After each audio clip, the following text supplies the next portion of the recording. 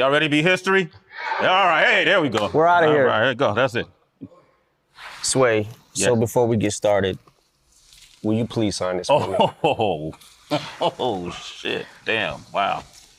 Wow. Look at how, yo, you look like a kid. You're a kid there. Damn, man, I was a baby, bro. Crazy. That's our teenage years. Y'all didn't know I had bars once upon a time, huh? Man, you want me to say Marshall? You want me to say? Yes, please. Okay. That's M-A-R. That's H-A-L-L. Yeah, there you go. Look Hell at that, yeah, man. I man. signed a vinyl for him, man. Look at that, man. Look at. Incredible. Yo, that man, your signature's so much better than mine. Thanks, man. Yeah, no problem, man. Man, you threw me off with that. Fucked up your whole shit. Not really. I'm just impressed that you dug that deep in the crates, man. I didn't know you. I'm always digging in the crates. That's good to know, man. That's good to know. If you want to use any lyrics from any of those songs on that vinyl, bro. Well, I was gonna ask you when the cameras are off. There's a couple bars that I wish I could have. Yeah, that's cool, man. Go ahead, man. What's mine is yours, man. If it make your shit tighter, you know. Let's speak on bars, though. Here we are. Kamikaze came out. You know, you shocked the world the way you did it. What made you do it? I mean, a Revival came out December 2017. That wasn't that long ago. It's less than a year. What made you just drop it on the world the way you did?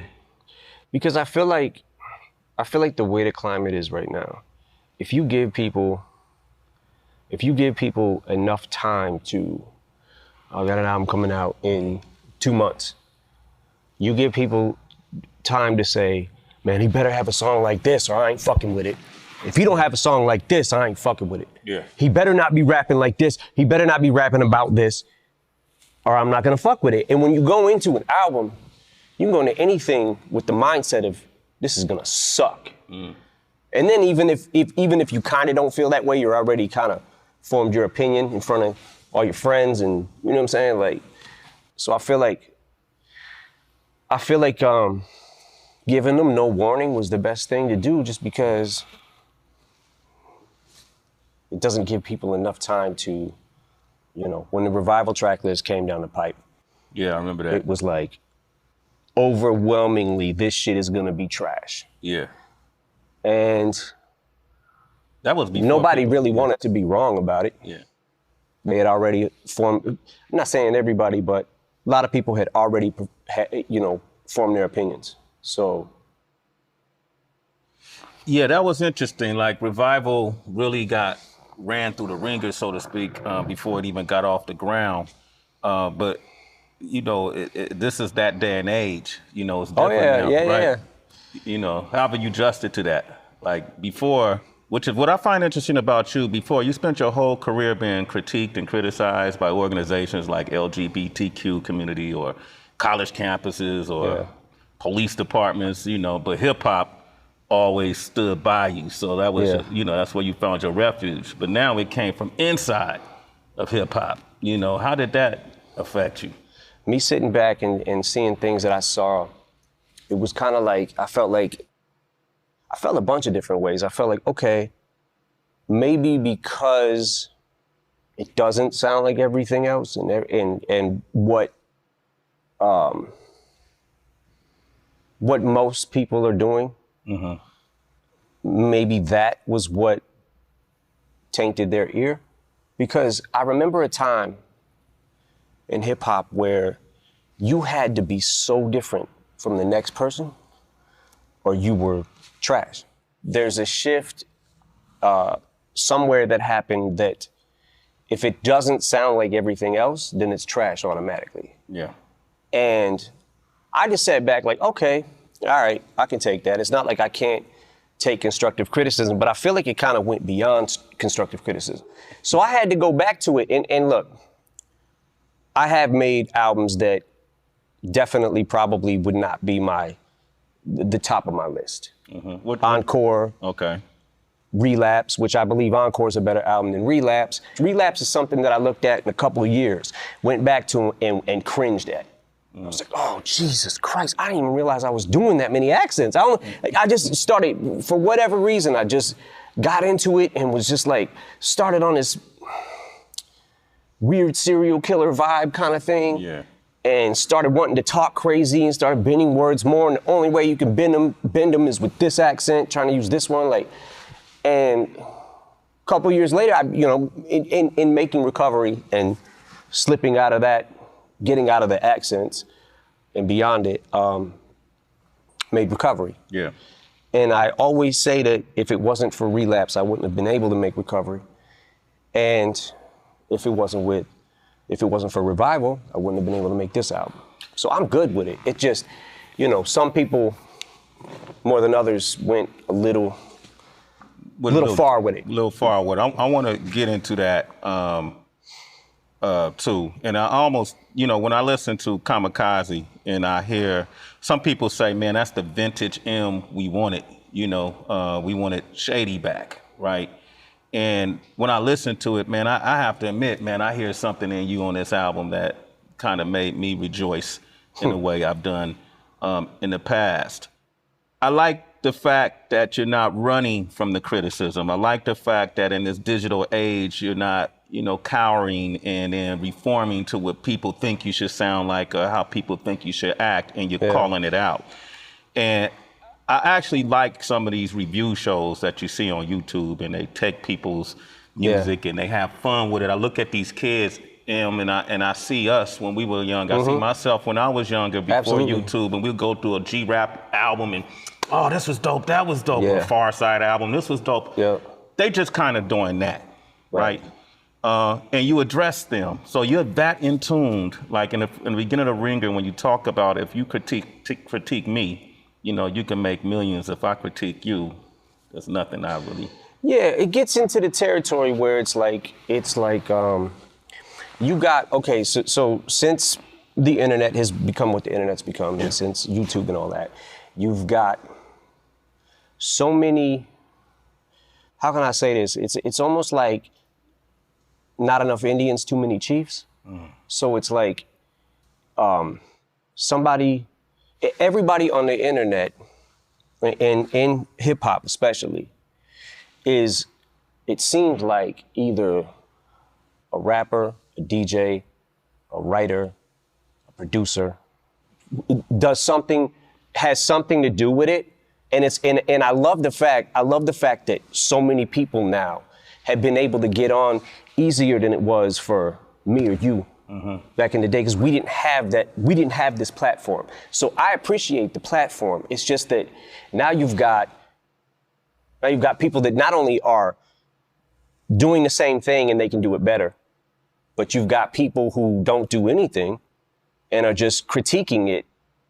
So I sat back and I'm like, okay, that's fine. People can talk crazy about me. That's fine. They should express themselves, and they have a right to.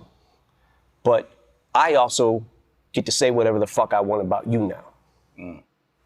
Like I said, I'm good with revival.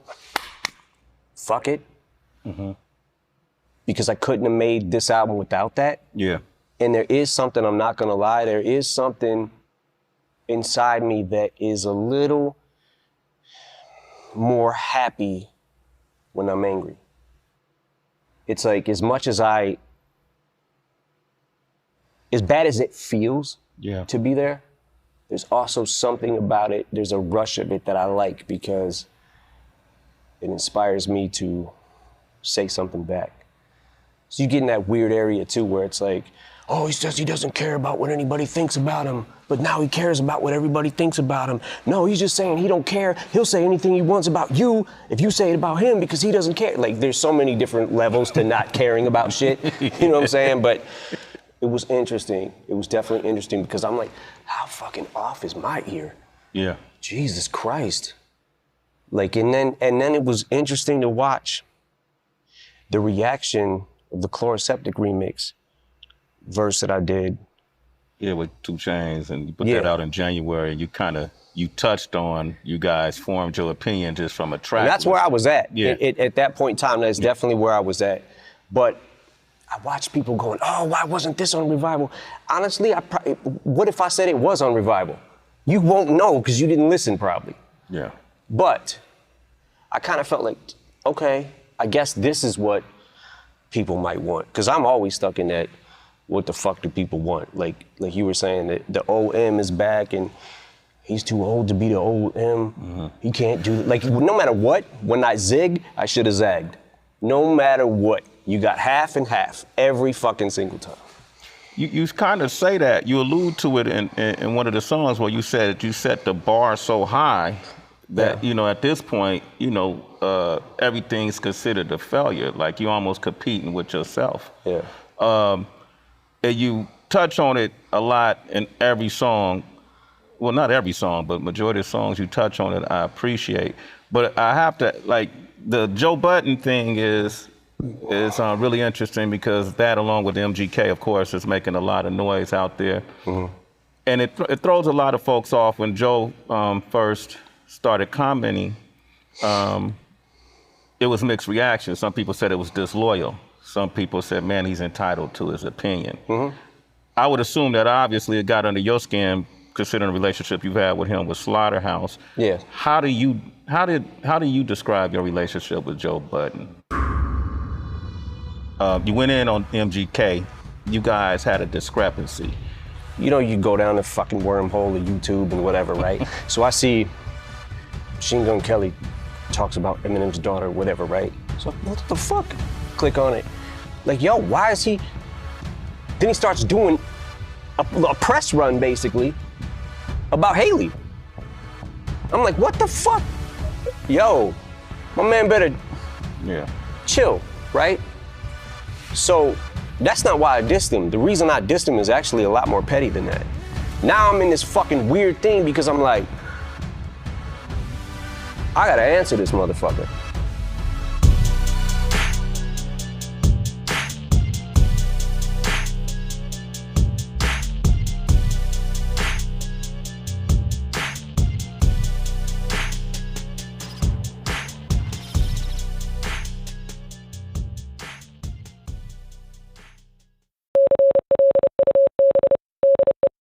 How do you describe your relationship with Joe Budden? I mean, listen, me and Joe Budden aren't, we're not friends like that. We're not like, we didn't go to the same fucking high school or something, you know what I'm saying? So I get that part.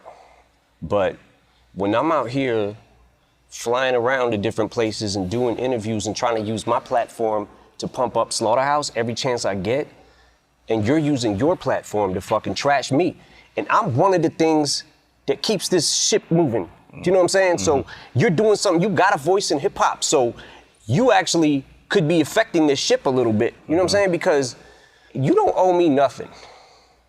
But I've never gotten a fucking interview and been like, Joe Budden shit is fucking trash. That last album he put out is fucking trash. So that's kind of the attitude I took to this whole album. Kamikaze is like, all right, what if I give everybody my opinion about them? But look, I want to talk about Slaughterhouse because there's a lot of, including myself, people that really feel like the Slaughterhouse saga was unfinished. Mm-hmm. I know there's a Glass House album that was pretty much completed but never released, right? Where we had left it about 2 years ago was everybody came in and some of the guys in the group picked certain beats. Some of the guys didn't feel those beats, so they liked the other beats. And there was definitely enough songs to put an album out, but for the most part, it wasn't a complete picture because everybody wasn't on the same page of what their favorite songs were. So I thought they were gonna go back home, regroup, and try to make a few more songs. I didn't hear anything from that, and then at that point I started getting really deep into Revival. I was recording every day.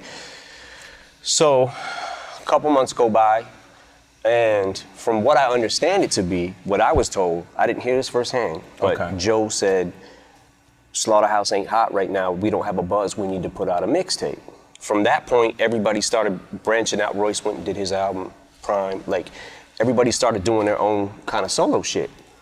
So I thought they were just happy with that. You know what I'm saying? Like, they just wanted to maybe work on their own projects for a while and we would come back and visit this or whatever. When we made the first Slaughterhouse album. The Welcome to Our House? Welcome to Our House. That was another album that I felt like, holy shit, people literally just trashed this. They trashed this album. There was a huge fucking backlash of, oh man, this ain't what we want to hear. It sounds too polished and all that shit. Like, You're critiquing these guys who are fucking wordsmiths. Do you know what I'm saying? Like, so there's a certain type of person that, oh man, I only like the beats. There's a certain type of person that will lean towards lyrics more. There's a certain type of person that will lean towards a voice more. They like better. You know what I'm saying? Like, everybody leans towards their own thing, but I was just like, holy shit. Because to me, the beats were crazy on that album. And only thing I did was added my little touch of like sprinkling music in these tracks and mixing them to try to bring out, you know, the production a little bit, which I don't even know if I did any actual beats on there on the first album, but all I heard was the backlash that it was too polished. Yeah. So we said, okay, let's do another album and then you guys do what you want to do with it, which is kind of, we left the ball in their court kind of thing. So I didn't want to touch it in the sense of like, other than give my opinions on songs, I didn't want to touch it with my production, because I felt like what if that is the reason that they didn't sell albums? I don't want to hinder that, you know what I'm saying? So we gave him another album, and next thing I know, I hear Joe talking about who got that money, who got what money. Mm-hmm. Like, he did say, I saw a clip that he put up, an interview with him and Crooked, that he felt like that maybe, perhaps, like he alluded that you and Paul got majority of the money. But the album, I hate to say this because I think the guys are super fucking talented, but the album didn't do much to even recoup the first budget. Then we spent hundreds of thousands of dollars on the second album that never came out. What money didn't you get? I don't know if I made a fucking dime off Slaughterhouse. I don't care if I made nothing. I believed in them. So I wanted them to be huge, man. I really did. I wanted a group that lyrical to fucking just bust through everything. You know what I'm saying? And it definitely hurt my feelings a lot when the album didn't do good, the first album. It was just like, fuck, man. Like when we got CeeLo on the hook of the My Life song, I was like, yo, this might be out of here. What was the meaning behind the line when you said the last hit, I'm paraphrasing, the last hit you got was with your ex-chick? That was what that was. What's that? That was a tap. Just a tap? It was a tap, but it was also saying that his alleged domestic abuse things or whatever, which I'm not gonna get into, but I feel like the reason I had to do that is because, like I said, there's a fine line between saying, you know what, this guy's really been cool to me.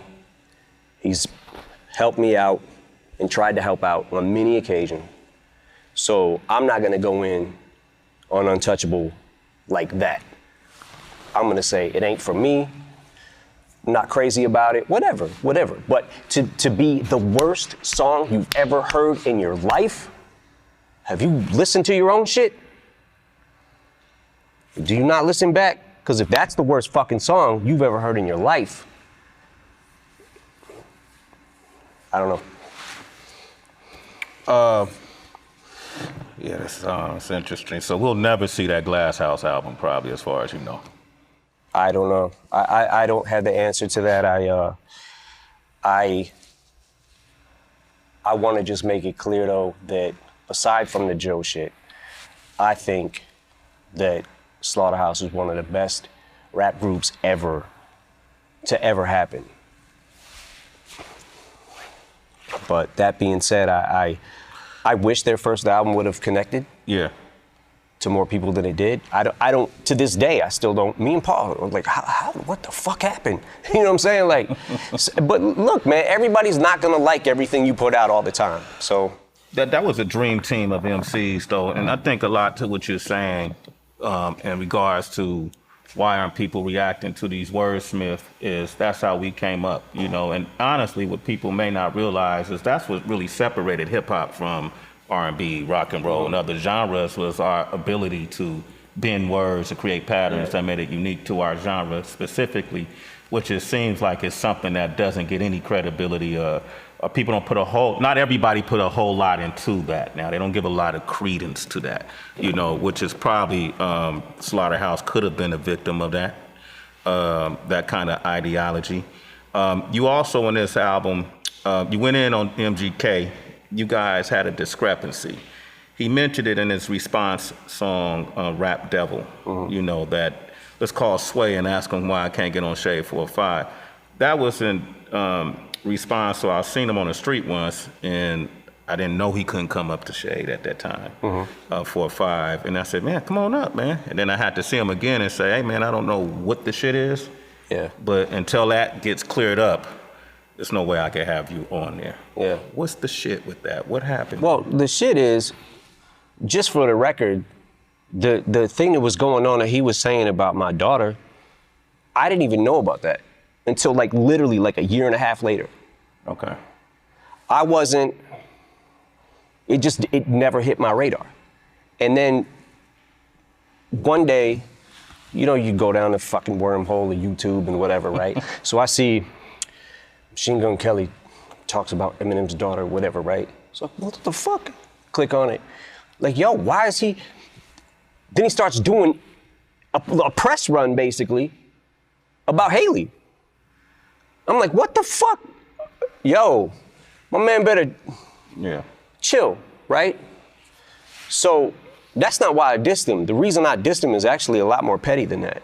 Okay. The reason that I dissed him is because he got on.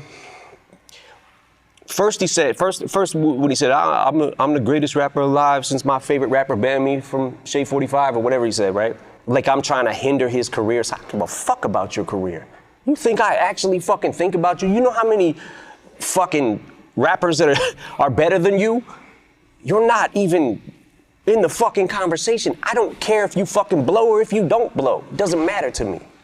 But then when you get on Tech Nine's album and you start sending shots, and people start hitting me up, yo, Machine Gun dissed you, he just dissed you, he dissed you. I'm like, I listen to it, I'm like, did he really diss me though? I keep listening to it, y'all just rap, you not gods. And then somebody sends me a screenshot of his Twitter. And it says, had some shit to get off my chest, you just rap, you not God. Some shit like that. Yeah. And I was like. A reference to the Rap God song? Yeah. So I'm like, on the song he said, y'all just rap, you not gods. And on Twitter, he said, you just rap, you not God. Had some shit to get off my chest. And I'm seeing, and by the way, this was on the heels of the freestyle he had just did about Shade 45. It's like, shut the fuck up. Shut the fuck up. Now I'm in this fucking weird thing because I'm like, I gotta answer this motherfucker. And every time I do that, it makes that person as irrelevant as people say I am in hip hop. Yeah. I make them bigger by getting into this thing where I'm like, I want to destroy him, but I also don't want to make him bigger. Do you know what I'm saying? Yeah. Because now you're a fucking enemy. So I'll leave it at that. I'm not sure exactly what I'm gonna do at this point right now because I'm still kind of waiting to see what. You haven't heard his Rap Devil response? No, I heard it. What do you think of it? It's not bad for him. Mm-hmm. He has some good lines in it. Did y'all really call Interscope to try to shelve his? Fuck no. I had never made a call to Diddy, really? Yeah. I got Diddy's number, just hit him up. Yo, Diddy, what up? Never happened. It didn't feel like a diss to me, it just felt like pitiful. I'm like, ah, fuck. Now I'm feeling bad for something I didn't even have to do with. So that's how that happened. So he made a reply to my reply. So regardless of what the fuck he wants to say, oh, it was from 6 years ago. Motherfucker, shut the fuck up. Shut the fuck up. Wait. I'm telling you the reason I dissed you now. Yeah. I'm telling you. And I'm gonna sit back and I'm gonna wait for a second just to see, because if people start firing off and I try to answer every fucking body that I dissed on Kamikaze or had words about, I'm gonna be going the next 5 fucking years making diss song after diss song. You know what I'm saying? So, yeah. like. You're gonna get hit though. Dre's all over this project? Dre's input was all over it. There's a couple songs that he kind of deaded them just because he didn't have a good reaction to them, and he also felt like one of them was going a little far. A song? Hey, man. What does that mean? Like, how far did it go? It definitely went too far.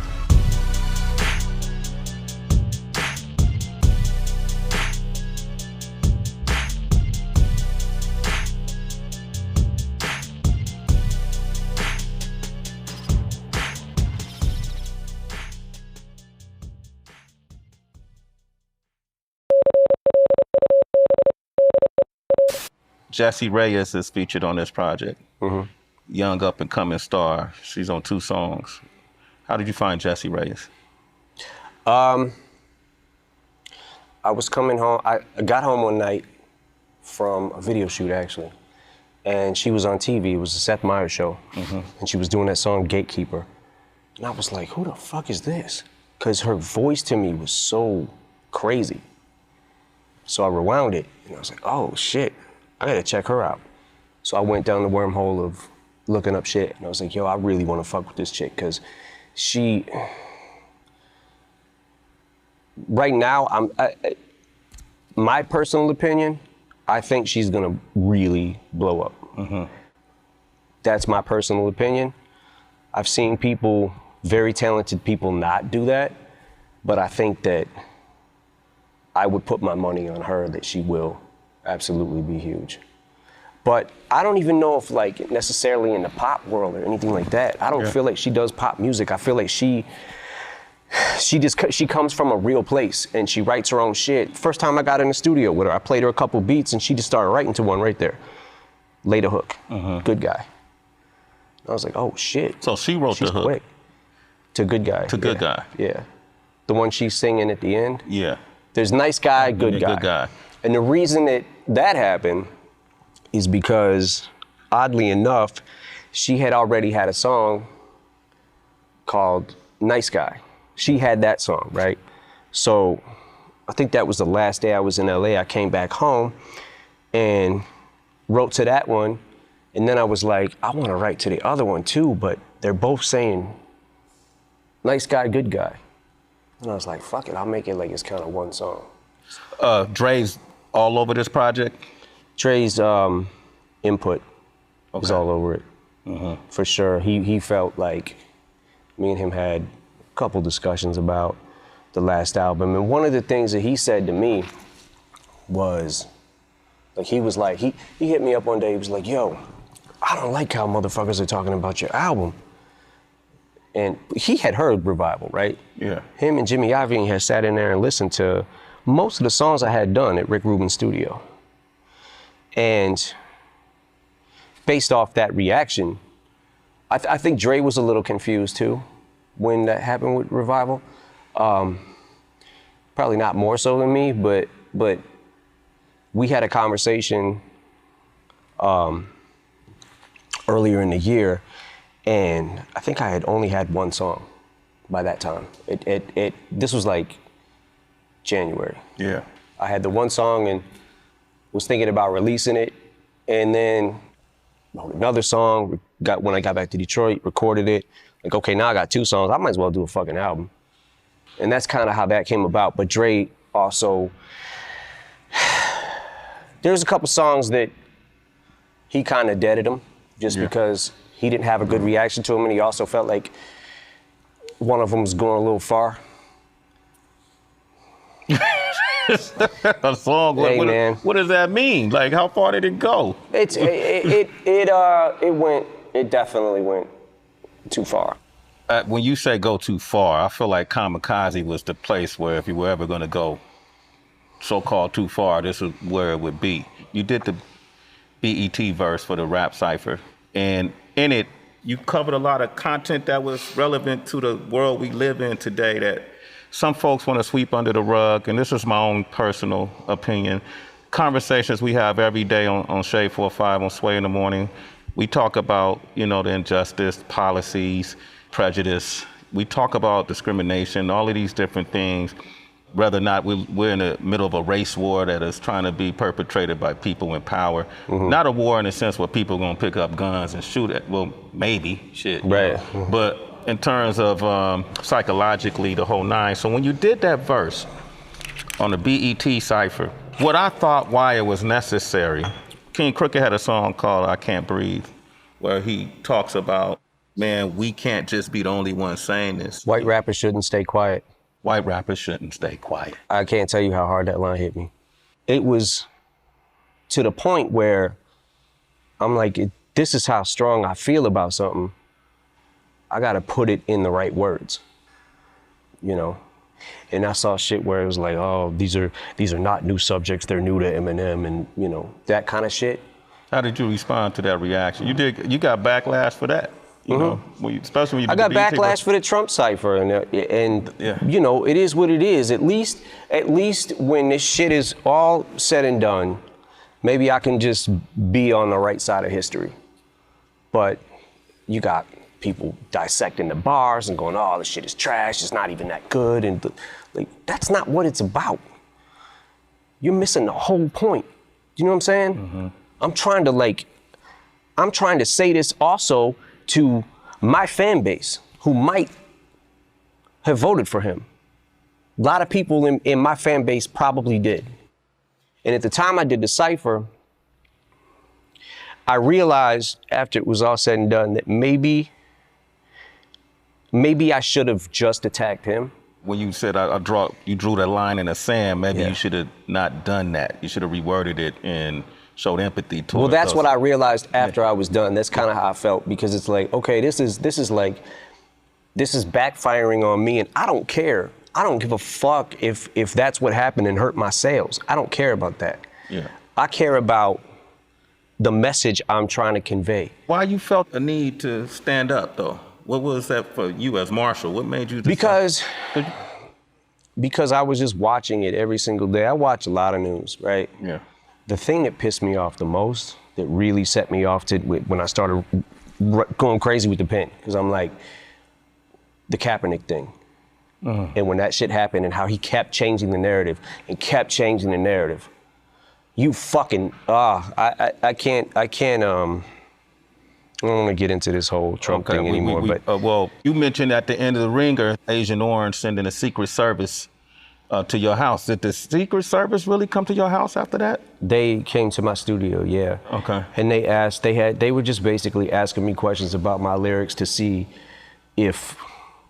what the intent was behind them, and if I was making a actual threat or just expressing myself, So that really happened. Wow, that's crazy. Right now, what we're seeing too, because Colin Kaepernick was named the face of Nike's 30th anniversary of Just Do It. You saw that, right? And then you got a whole slew of people that are now burning Nike shoes and Nike I saw that. products. It's infuriating. Yeah, what do you think? It's infuriating. Yeah. Like, really?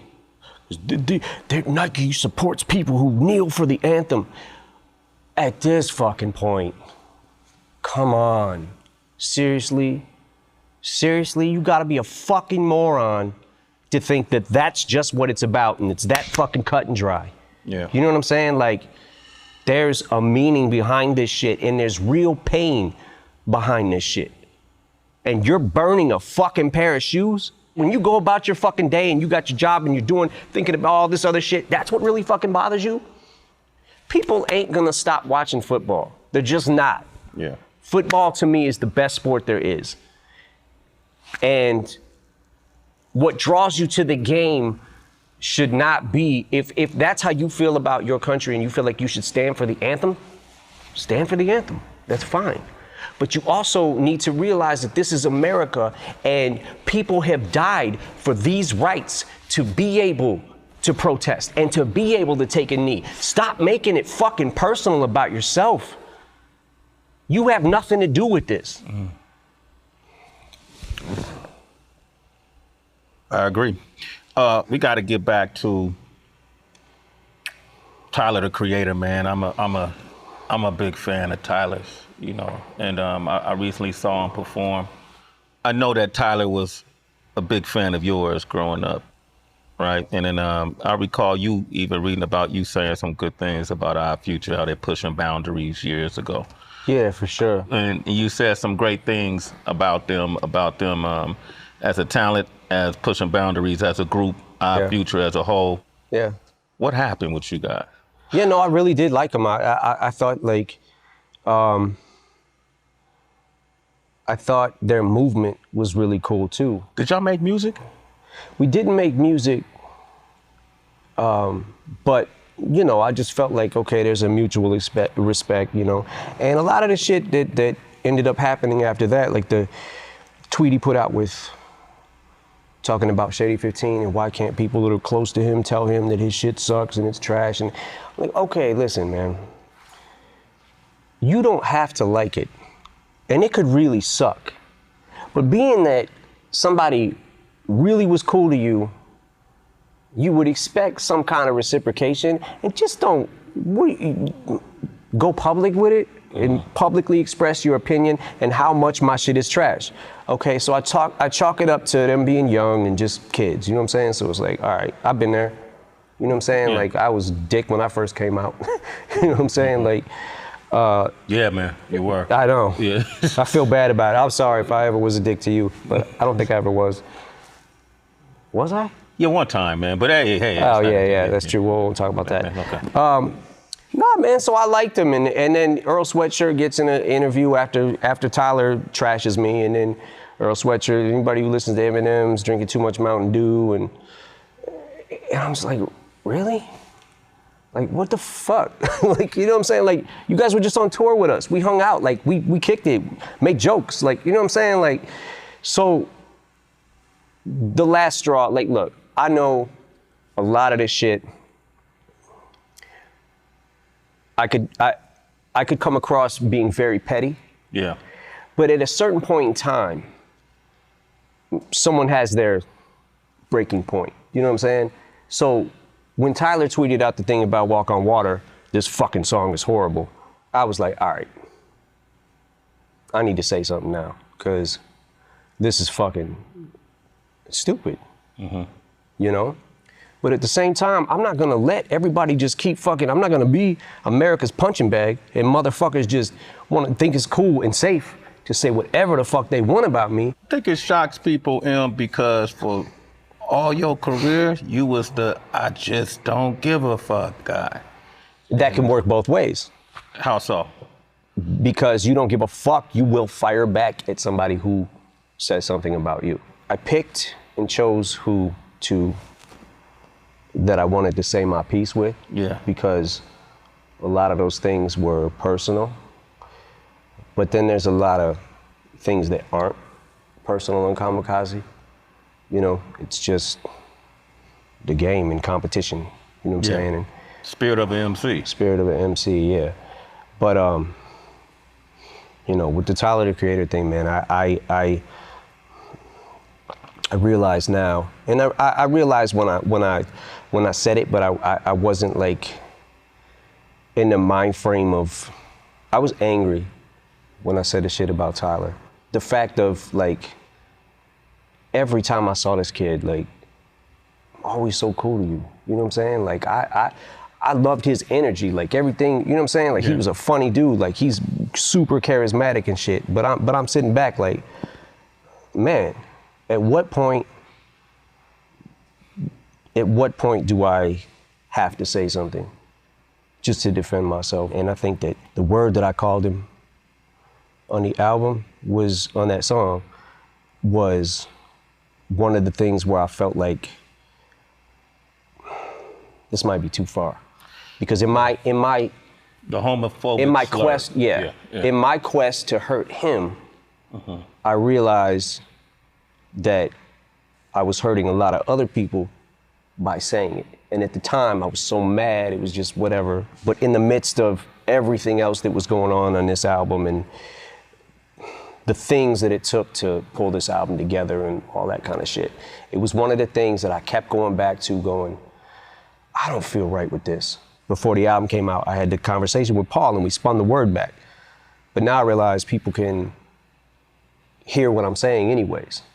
In the case of this, man, I feel like just Man, I wish you and Tyler could sit down and hash that one out now that you fired your shot back and he said what he said, because I think that's a special young man, and he could probably use your mentorship, and you could probably feed off of what he has to offer as well. I could tell it's different from Joe or some of the other names. Yeah, it's definitely different. It's not as personal. It's one of them things like, all right, dude, you deserve a tap now because I think you thought it was cool to just, because you slid with the other things, and I didn't say shit because, like I said, I was chalking it up to them being young and just kids, man. I'm like, but at the same time, at what point do I just gotta keep taking this shit? People took that line and thought you were indirectly talking about Drake. What I'm telling you with these lines is, I don't know what's real and what's not at this point. I'm telling you that if I ever need a ghostwriter, I need to just fucking put the mic down.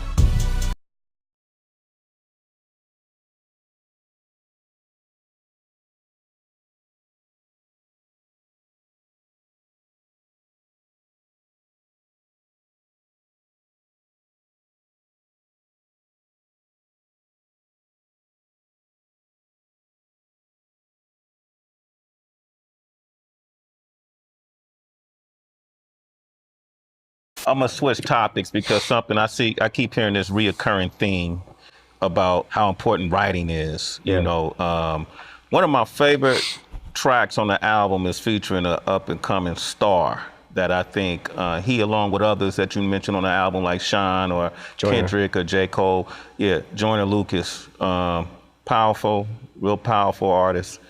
I like y'all together on this track. You know, I think it's a good mesh between a veteran and somebody who's on the rise. He's so good too. What is it about him that you like? The first time I saw him was like 5 years ago at one of the BET ciphers. And I peeped how he was like, he was saying a lot of lines that I saw some of me in that, but at the same time, it was different because it was like, early on in my career, whenever I get to do a BET cipher, I want to write till my shit stands out. You know what I'm saying? Yeah. And he stood out so much to me. I was like, yo, he was talking about Miley Cyrus, and if I'm not mistaken, I'm pretty sure it was something like that, but he was talking about pop stars and he was doing this kind of thing. But I'm like, yo, people are gonna remember that. I remembered it. And then I kind of started, when he made the Ross Cappuccini, the way he did it from the two perspectives, it was genius, and it was like, stood out. Stood out so much to me. Like, not only that though, like the rhymes. Like, I'm listening to the rhyme. That's, when I'm listening to a rapper, I'm listening to what you're bringing to the table as far as a skill set, right? That's the first thing I'm gonna hone in on. But the fact that, like I said, like, he's not compromising bars to tell his story. He's still got complexity in there. Yeah. You know what I'm saying? And but the more the rhyme went, like, he's taking you on this journey. And I never snapped out of that journey till it was over. You know what I'm saying? Like, and I was like, yo, this kid is fucking incredible. Y'all got and I'm paraphrasing, I can't remember the lyrics exactly, but you come in with a verse where you say, I got a couple of mansions, but I still don't have any manners. You got a couple of ghost writers, but to these kids, it don't actually matter. What the fuck happened to hip hop? What's going on with hip hop? People took that line and thought you were indirectly talking about Drake. No, see, here's the thing. I saw that too. Yeah. Drake is always going to be in my good graces because he did something for one of my daughters that I'll never forget, and he will always be in my graces with that. And I like Drake. What I'm telling you with these lines is, I don't know what's real and what's not at this point. You know what I'm saying? Because you hear shit about this rapper, that rapper, whatever. I'm telling you that I don't do it, never have, and never will. If I ever need a ghostwriter, I need to just fucking put the mic down. You know what I'm saying? So that's my personal belief. As far as anybody out here that does use ghostwriters, that's fine. If that's what you do, that's fine. But I'm telling you, I don't do it. Hip hop was the most important thing that empowered me as a kid. It made me feel, I have a line where I say it made me feel tough when I wasn't. Yeah. When I was a scrawny little kid, growing up on 8 Mile, walking up the fucking block, put headphones on, and it made me feel powerful. Hip hop probably was, I mean, it was like my dad. Hip hop, you know what I'm saying? And it was the only thing that made me empowered. It made me feel good about myself. And when I started being able to write rhymes and figured out I could do it, that's where the feeling comes from to me. Because the excitement is being able to come up with the shit. You know what I'm saying? It taught me how to throw my first punch. Gave me the confidence to be able to throw my first punch. And to realize, not only that, the fact that Proof used to beat my ass all the time in the backyard boxing. And one time he beat me like literally to the fucking ground. And he was just like, just stop. Because I kept getting up, coming at him, but I'm like, I just kept getting beat up. He was fast, man. He was very quick. And but it made me realize, like, okay, taking a punch is nothing. You know what I'm saying? Like, it's not. Your fear when you're a kid is like, oh my God, if I get hit, what if they hit me in the nose and it jams my nose in my brain and I die? Like, kind of shit you think about. But nah, man, hip hop, like since its beginning, I was always under the impression that every rapper wrote their rhymes. And when you heard about Kumo D battling Busy B, it was who's bringing the best rhymes to the table. You know what I'm saying? Who's gonna be able to say the best shit? Who's the cleverest and the wittiest? And then years later, fast forward, you hear Eazy-E saying, Ice Cube writes the rhymes that I say. And I remember being a kid, like hearing the line, but it never really, I just didn't really care. You know what I'm saying? It didn't really affect the way I felt about Eazy-E or the way I felt about NWA. I think in all fairness, though, I think Drake is a superior writer to be able to sustain the level of success he has. Yeah, I mean, he makes great music. There's not really even much you can say about it, you know. On this Kamikaze album, I feel like I was pretty direct at who I was kind of taking shots at and going at and who I wasn't. You know what I'm saying? I wouldn't send subliminals to Drake there'd be no reason for me to do that. But I am expressing to you that regardless of what any of these other dudes do, I have never, not even a line, not even anything. I wouldn't be able to have fun with it if I couldn't write it. That makes sense. You go in really hard about the Grammys in a way, man, you drag the Grammys in the mud when you talk about, you have a few Grammys, but you feel like you had to sell your soul to get them. And you didn't know if you wanted it for the recognition or the trophies, but then what's the difference? You know, and that Grammys pretty much suck the blood of artists and nominate them, have them come to the shows. And Which they do. They do it every fucking year, yeah. And I'm just tired of seeing it. And for whatever reason, it's like they're always pitching this hint that you might win album of the year, which used to be a big deal. I don't think it's a big deal now. You know, sat at home this year for the Grammys and watched Jay and Kendrick not get it. And I felt like one of them should have got it. I felt like Joyner Lucas should have won a Grammy for I'm Not Racist. Yeah. Absolutely should have won a fucking Grammy. Every year we went, it was, I would be up for album of the year, and then the winner is Norah Jones. Who?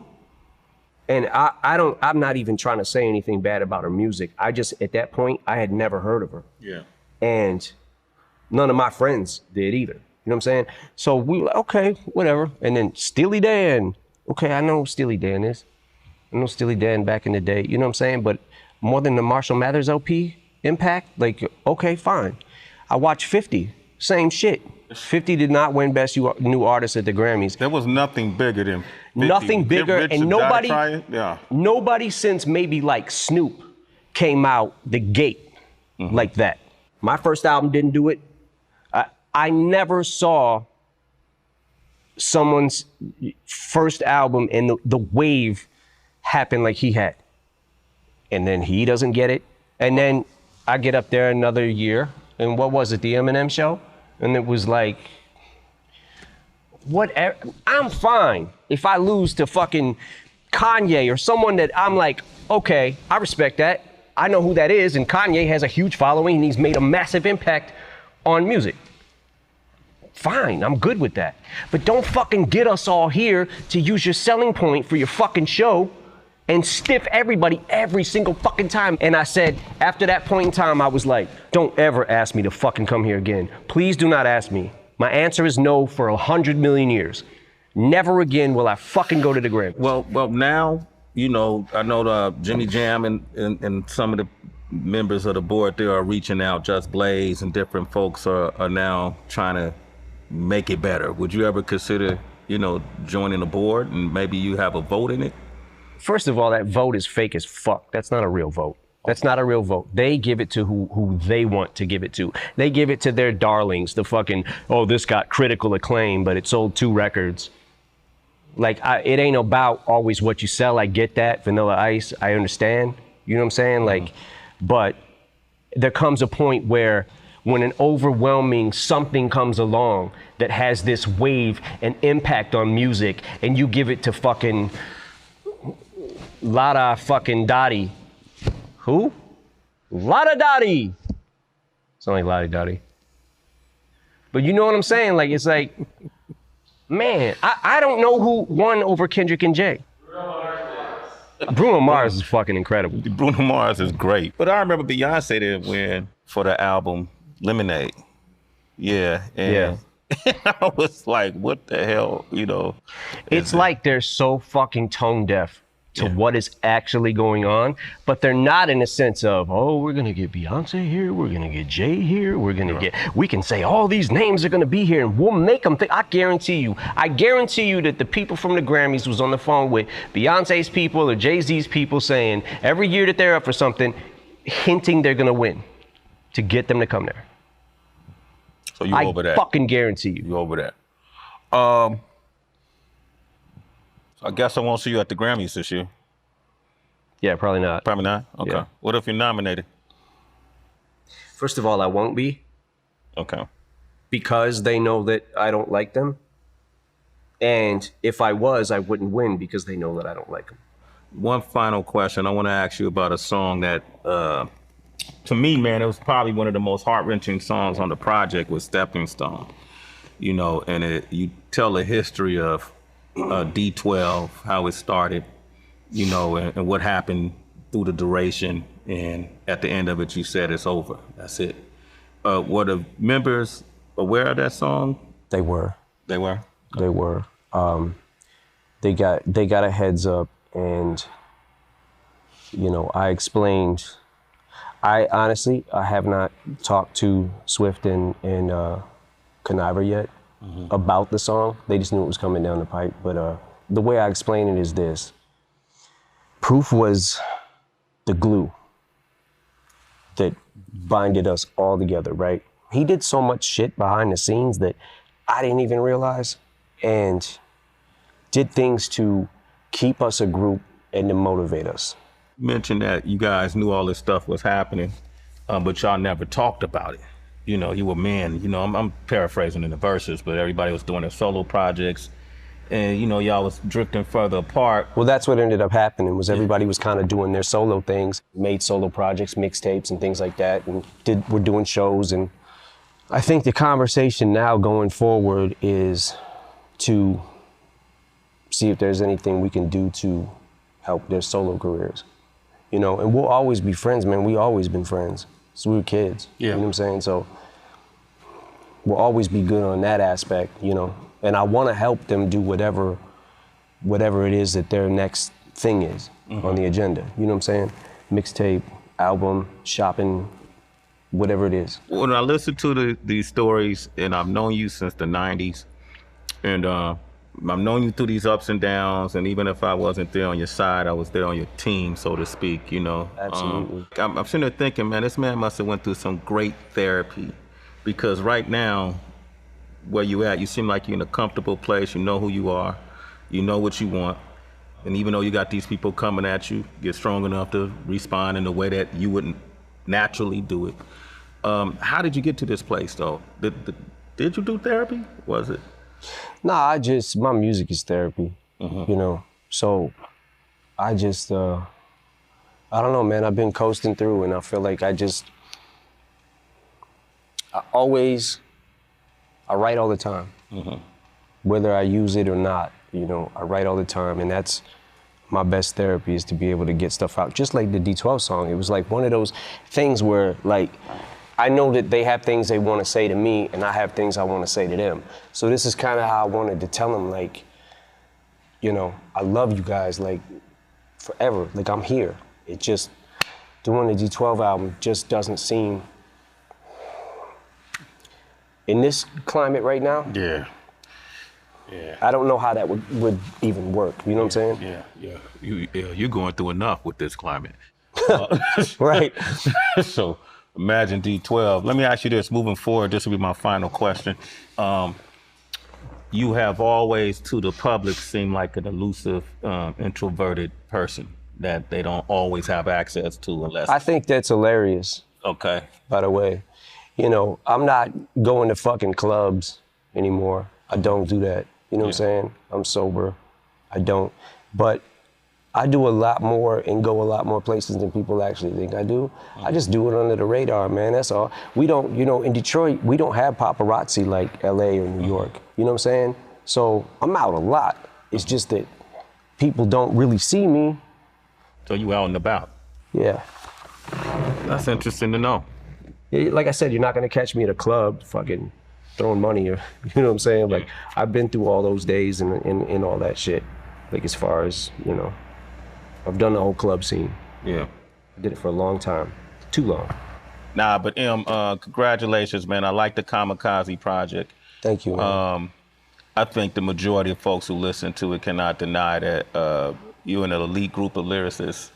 Thank you. And I'm a dude who's been in this for multiple decades, and you're at the top of my list. Thank you, man. Thank you. And I like to see you keep flying forward, regardless of the, you know, whatever the critics have to say. You've had critics since your first album, you know, so that's what it's gonna be. But I think people can appreciate the fact that you fire back, that you ain't gonna stand for it, and that you still making great music. So congratulations, brother. Absolutely. Thank you, man. Yeah, man. Appreciate it. And listen, I'm glad I could sign that vinyl for you, man. Hell yeah. You know, if you wanna. Like I said, I'm gonna take it home, check out some bars. Okay, here, let me see that. Show that. This is, you see that? Sway and Tech. Shout out to King Tech. This is my brother, partner in crime since high school, since day one. Still Sway and Tech, live forever. Shade 45 Monday nights. Make sure you tune in, okay? Shade 45. Shade 45, damn it.